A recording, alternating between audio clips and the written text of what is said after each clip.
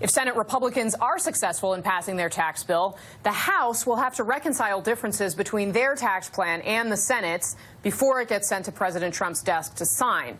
The House Majority Leader just announced they'll hold a vote on the conference committee on Monday. Joining me now is Republican Congressman from North Carolina, Richard Hudson. Congressman, thanks so much for your time today. Really appreciate it. Hey, great to be with you. So walk me through what happens here. Speaker Ryan was pretty direct this morning in saying we will absolutely go to a conference committee on this. There are some major differences. I think the most notable one perhaps being on the state and local tax deductions. You have included a $10,000 property tax deduction in your bill. Do you think that's going to carry the day? I mean, where can you give and where will you have to take what the Senate wants?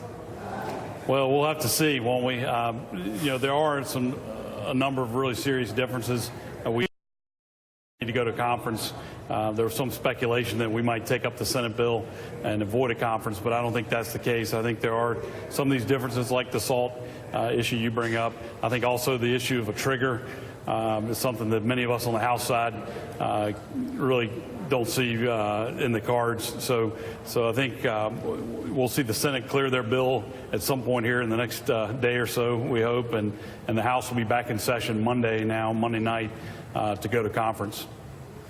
Sir, can you kind of explain, this bill, polling shows it's pretty unpopular. There are a lot of things in this tax plan that are potentially unrelated to the tax code, especially in the Senate version of this legislation. Why is it that this race is on? I mean, is this really just a political do-or-die moment for Republicans?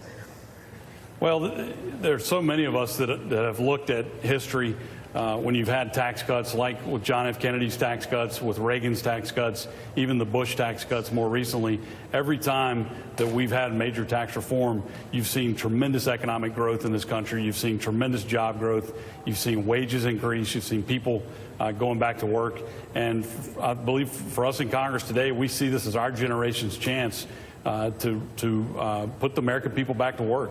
You know, when I graduated college, Kasie, I didn't worry about whether or not I was going to have a job. It was a matter of where did I want to interview, what opportunities did I want to look at.